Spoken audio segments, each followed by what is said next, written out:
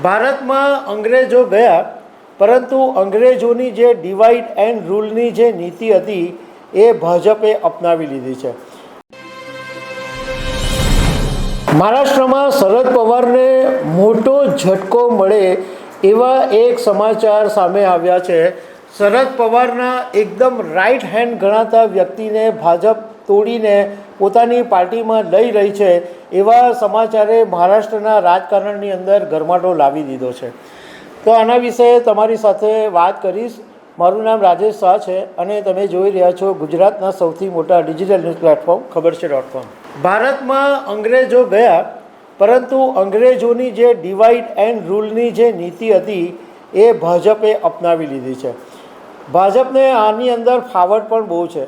ભાગલા પાડો, રાજ કરો. અને મહારાષ્ટ્રની અંદર આ ધંધા ભાજપે કર્યા છે. પહેલાં શિવસેનાને તોડી પાડી અને એકનાથ શિંદેને બળવો કરાવી અને સરકાર બનાવી, અને એ પછી શરદ પવારની પાર્ટીના એટલા બધા કટકા કરી નાખ્યા કે શરદ પવારને મહારાષ્ટ્રમાં સત્તા ચલાવવી મુશ્કેલ થઈ પડે. શરદ પવારના સગા ભત્રીજા અજીત પવારને ભાજપે તોડી નાખ્યા.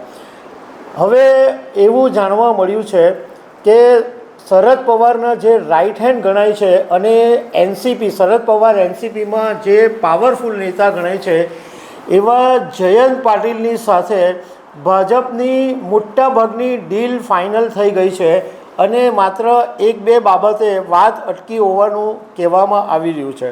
જ્યારે જયંત પાટીલના રાજીનામાની ચર્ચા શરૂ થઈ હતી એનો ભાજપે લાભ લઈ લીધો અને એ પછી શરદ પવારે શશિકાંત દુબેને મહારાષ્ટ્રના એનસીપીના અધ્યક્ષ બનાવ્યા. એ પછી ભાજપ માટે સીધો મોકો મળી ગયો, કારણ કે એ વાતની ભાજપને ખબર પડી ગઈ કે જયંત પાટીલ છે એ શરદ પવાર ગ્રુપથી નારાજ છે અને જયંત પાટીલના ભાજપમાં લાવવા માટે ઘણા બધા પ્રયાસો ઘણા સમયથી ચાલતા હતા અને આખરે પડદા પાછળ એક મોટી ડીલ થઈ ગઈ છે. પરંતુ રાજકારણના જાણકારોનું કહેવું એમ છે કે માત્ર કયું મંત્રાલય આપવું એની ઉપર અત્યારે વાત અટકેલી છે. કારણ કે જયંત પાટીલ એવા નેતા છે કે જે નાના મંત્રાલયથી માને એમ છે નહીં. કારણ કે એ ઓલરેડી ઉદ્ધવ ઠાકરેની સરકાર કે અગાઉની સરકારમાં પણ મંત્રી રહી ચૂક્યા છે અને એમને મોટા મંત્રાલય એમણે માંગ્યા છે. હવે નાણાં મંત્રાલય છે એ અજીત પવાર પાસે છે અને ગૃહ મંત્રાલય ફડણવીસ પાસે છે. તો આ બે મંત્રાલય તો છોડશે નહીં, એટલે કોઈ એના સિવાયનું પણ કોઈ મોટું મંત્રાલય છે એ જયંત પાટીલને આપવું પડશે. પણ જાણકારોનું કહેવું એમ છે કે લગભગ આ ડીલ નક્કી થઈ ગયેલી છે. હવે આ જયંત રાજારામ પાટીલ છે એ 30 વર્ષથી ઇસ્લામમાં પૂર કરીને જે વિસ્તાર છે એના વિધાનસભાનું પ્રતિનિધિત્વ કરી રહ્યા છે. 3 દાયકાથી આ વિસ્તારમાં એમનું રાજ છે અને ઉદ્ધવ ઠાકરેની જ્યારે મહારાષ્ટ્રમાં સરકાર હતી ત્યારે જળ સંસાધન મંત્રી પણ રહી ચૂક્યા છે.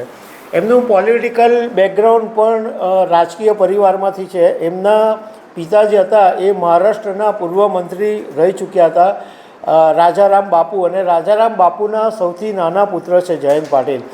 અને જ્યારે 1962ની અંદર રાજારામ પાટીલ વિધાનસભા જીત્યા અને એ જ વખતે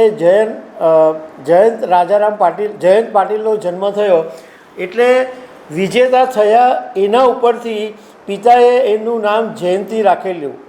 જયંત એટલે વિજેતા. 1962માં જીત્યા પછી જયંત પાટીલ પોતે સિવિલ એન્જિનિયર છે અને 1990માં કોંગ્રેસમાંથી ટિકિટ મેળવીને ધારાસભ્ય બનેલા.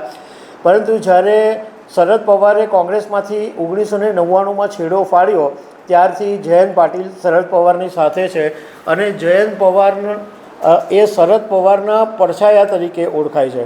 હવે આ એનસીપી અને શરદ પવાર માટે મોટો ઝટકો છે, કારણ કે ઓલરેડી પાર્ટીની અંદર મોટું ભંગાણ થઈ ચૂક્યું છે. ધારાસભ્યોથી માંડીને સાંસદો બધા અજીત પવારની સાથે ચાલ્યા જ ગયા છે. એવા સમયે આ શરદ પવાર માટે એક મોટો ઝટકો છે. તો દર્શક મિત્રો, આવી અનેક વાતો સાથે અમે તમને મળતા રહીશું. Thank you very much.